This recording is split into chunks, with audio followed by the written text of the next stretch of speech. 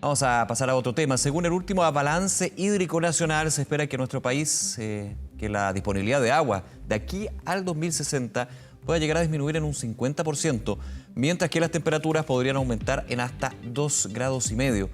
Para analizar esta situación nos acompaña Miguel Lagos, hidrólogo del Departamento de Ingeniería Civil e investigador del Centro Avanzado de Tecnología para la Minería de la Universidad de Chile. Muchas gracias, Miguel, por acompañarnos. Muy buenos días. Buenos días, Nicolás, ¿cómo estás? Muy bien, gracias. Este balance hídrico nacional, que de hecho es un documento que genera la Dirección General de Aguas, es bien complejo en términos de la proyección, pero igualmente no nos podemos sorprender ahora de esto. Hay un tema de la gran sequía, la mega sequía que ha durado tantos años, pero por sobre todo lo que tiene que ver con la eficiencia del uso del agua. Por supuesto, hay una parte que es netamente climática, que es que hemos tenido menos observaciones de precipitación en prácticamente todo el territorio nacional, y eso sumado al incremento de temperaturas que hace que esta agua que antes estaba disponible para escurrir en nuestros ríos ahora se evapore en la atmósfera, nos deja con menos agua de forma natural en nuestros ríos. Y eso sumado a un uso intensivo del recurso hídrico y con una demanda creciente, genera finalmente que estemos en esta condición de estrés hídrica y que se ve que se va a sostener en el tiempo. Ahora, no, es una proyección hasta el 2060, uno podría decir falta mucho, pero finalmente no hay que pensarlo así, me imagino, sino que es un tema que va a ir en aumento. Estamos hablando de una escasez de agua hasta un 50% y que obviamente de forma gradual nos podría estar, ya de hecho nos está pegando, nos podría pegar más fuerte en los próximos años, me imagino. Por supuesto, lo que pasa es que estas proyecciones suponen que como humanidad, y acá estoy hablando de todo el planeta, no hacemos nada respecto a las emisiones de gases de efecto invernadero hacia la Ujú. atmósfera, es decir, seguimos contaminando a la misma tasa que lo hemos estado haciendo. Entonces, si no ponemos un freno a la humanidad, digamos, en el sentido de las emisiones que estamos causando, esa es la ruta que nos espera, ese es el escenario que nos espera. Todavía estamos a tiempo de hacer algo. Entonces, la pertinencia de este estudio es que al menos estamos alertando a las autoridades de que el tema del agua se viene bien complicado para gran parte del territorio nacional. Ahora, uno pensaría con esta proyección que apunta principalmente a la zona norte, zona centro, pero aquí ninguno se escapa. También la zona sur, con respecto a lo que ha sido un efecto también de la sequía en los últimos años, está involucrado en este punto. Por supuesto, en la parte sur yo creo que se está salvando por dos factores. Primero están los campos de hielo que abastecen naturalmente de agua a los ríos de la parte austral del país. Y también existe una parte donde las proyecciones son favorables para el país, que es a partir más o menos de la latitud 45, que eso es bien austral. Hay modelos que dicen que podría aumentar la precipitación en esa parte del país, pero es una pequeña parte del territorio en comparación a todo el territorio nacional. Ujú. Miguel, ¿qué se puede hacer entonces ante esta proyección tan terrible? Y lo pregunto, obviamente, lo primero sería, y se tiene que hacer, digamos, la situación medioambiental, reducir lo que es la emisión de gases de efecto invernadero, pero desde el punto de vista de una mayor eficiencia del uso del agua, desde la agricultura, desde el consumo humano, se ha hablado de la creación o la infraestructura que puede de alguna manera posibilitar esto. ¿Cuáles son las medidas que tú crees desde lo inmediato, mediano y largo plazo se deben aplicar? A ver, tenemos varias posibles soluciones. Por un lado, tenemos soluciones que son del estilo estructurales, como las que tú mencionabas, que es decir, construir embalses que se pueden evaluar y que naturalmente han funcionado en gran parte del territorio nacional. Sin embargo, para tener embalses hay que tener agua para llenarlos. Ujú. Entonces, cómo se diseña un embalse ahora en un contexto de cambio climático es más complejo que hace 10, 20 años atrás. Y por otro lado, tenemos la parte que quizás es más complicada, que es la parte legal, que es cómo hacer que las organizaciones de usuarios que tienen derechos de agua puedan de algún modo ceder derechos para usarlos menos intensivamente. Porque lo que existe hoy día, por ejemplo, es que si una persona tecnifica su riego, por decirlo de algún modo, puede, se ve tentado de regar más hectáreas, porque tiene el mismo derecho de agua que tenía antes de que hiciera más eficiente el uso de su agua. Entonces, el tema de los usuarios ciertamente es algo que yo creo que sí o sí hay que hacer, porque la oferta natural va a disminuir y si los usuarios no nos ponemos de acuerdo en cómo administramos este recurso hídrico, los conflictos con el agua van a incrementarse. En ese contexto, ¿es necesario empezar a evaluar ya de frentón, digamos, restricción en el uso de agua? Eso depende de cada zona y depende de la fotografía, digamos, que se está viviendo en cada región. Por ejemplo, en los últimos años de la mega sequía que pegaba bien fuerte en la parte central, en la región de Coquimbo, estaban en un superávit hídrico. Ujú. Entonces, eso tiene que evaluarse en cada cuenca. Y eso, por eso es tan relevante que cada río, digamos, tenga una organización de usuarios de agua que son finalmente quienes se ponen de acuerdo cómo administrar de mejor forma el recurso. Y eso podría eventualmente entrar en reparto. Por ejemplo, el río Mapocho está en la comuna de Santiago, lleva varios años en reparto en la temporada de verano, justamente porque no existe el agua suficiente para satisfacer todas las demandas que existen y que son legales dentro del río. Por lo que nos cuenta Miguel, aquí el tema de la organización también es clave, no solamente desde la regulación, no solamente desde lo técnico, sino también desde la organización de quienes habitan y usan las cuencas y la administración central. Va por ese lado también, ¿no?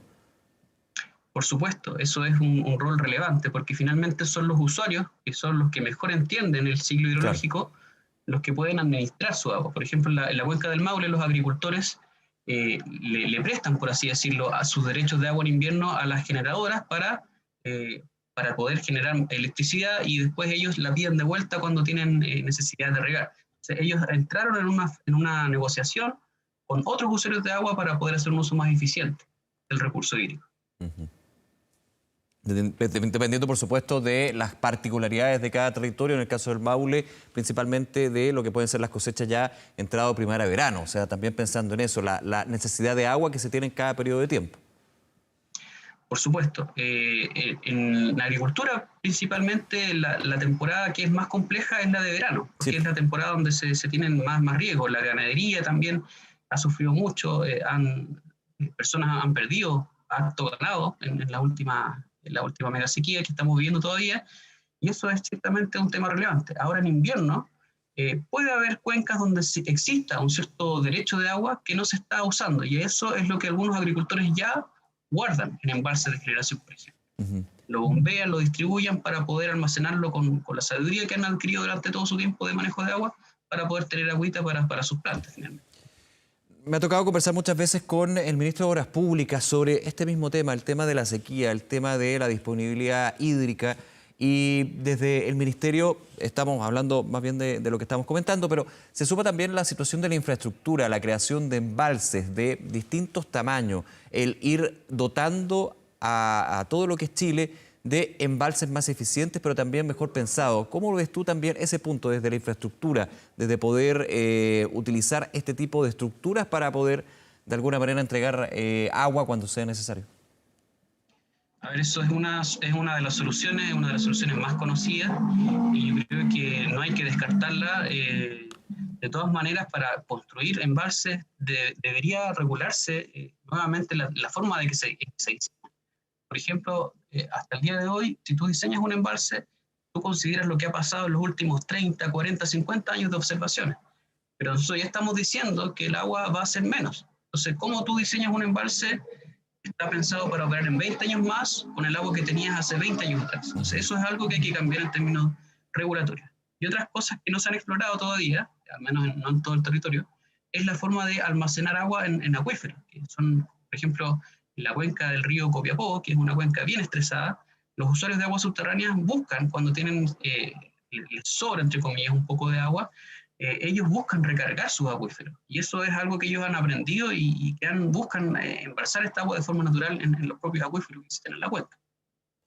Es relevante porque finalmente siempre se ha dicho, aquí lo que se tiene que asegurar es el consumo de agua potable, pero obviamente aquí hay distintas actividades que viven en torno al agua como recurso clave, vital en este sentido.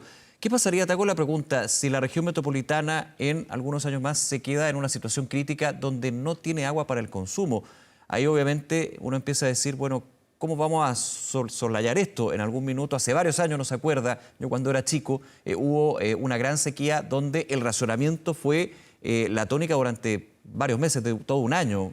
¿Cómo lo ves tú? ¿Y cuándo podría suceder esto?